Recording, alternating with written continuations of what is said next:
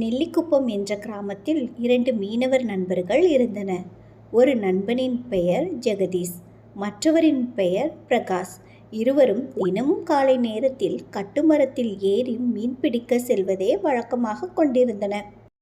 ஒரு நாள் காலை நேரத்தில் இருவரும் வழக்கம் போல் மீன் பிடிக்க சென்றனர். அன்றைய தினம் மாலை நேரம் ஆகியும் கூட இருவர் வலையிலும் போதுமான மீன்கள் சிக்கவில்லை. மிக குறைந்த அளவிலேயே மீன்கள் மாட்டின. கரையை அடைந்த இருவரும் தங்களுக்கு கிடைத்த மீனை பங்கிட்டு பார்த்தனர்.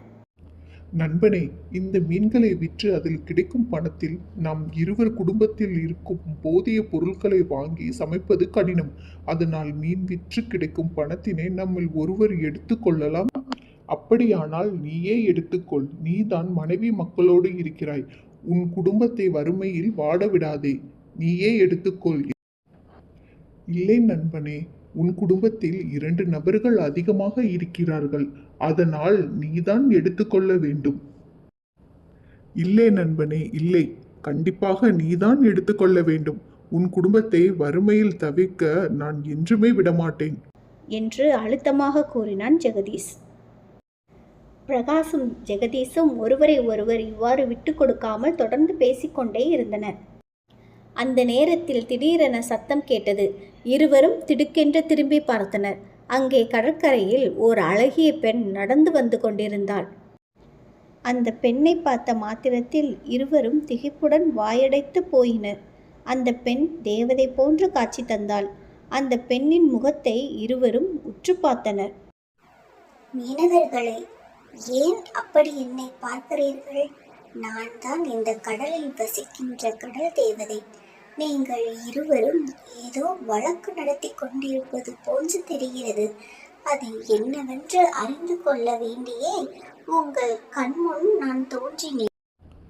தேவதையே, உன்னை சந்தித்ததில் நாங்கள் மகிழ்ச்சி அடைகிறோம். நாங்கள் இருவரும் பிடிக்கின்ற மீன்களை பங்கு போட்டு கொள்வோம். இப்போது எங்களுக்கு குறைந்த அளவிலேயே மீன் கிடைத்துள்ளன. என் குடும்பம் வறுமையில் வாடும். அதனால் மீன்களை எடுத்துக்கொள் என்கிறான் என் நண்பன். என் குடும்பத்தை பற்றி எனக்கு கவலை இல்லை. ஆனால் அவன் குடும்பம் வறுமையில் வாடக்கூடாது என்பதற்காகத்தான் எல்லா மீன்களையும் விற்று கிடைக்கின்ற பணத்தை என் நண்பனே எடுத்துக்கொள்ளட்டும் என்று சொல்கிறேன். என் நண்பனோ அதை மறுத்து என்னை எடுத்துக்கொள்ளும்படி சொல்கிறான். நீயே அவனுக்கு எடுத்து கூறி அவன் குடும்பத்தின் வறுமையிலிருந்து காப்பாற்று.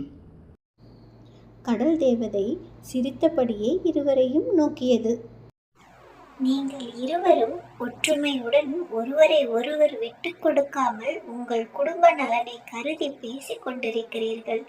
உங்கள் குடும்பத்தின் மீது நீங்கள் வைத்திருக்கும் அன்பும் உங்கள் நல்லொழுக்கமும் என்னை மிகவும் கவர்ந்துவிட்டது. அதனால் உங்கள் இருவருக்கும் உதவி புரியவே வந்துள்ளேன். பிறகு பிரகாஷ் முன்பும் ஜெகதீஷ் முன்பும் 2 மூட்டைகள் தோன்றின. கடல் தேவதையும் அங்கிருந்து மறைந்தாள். இருவரும் அந்த மூட்டையை பிரித்து பார்த்தனர். அந்த மூட்டையில் நிறைய பொற்காசுகள் காணப்பட்டன. இருவரும் அதனை தங்கள் ஒற்றுமைக்கு கிடைத்த பரிசாக நினைத்து கொண்டனர்.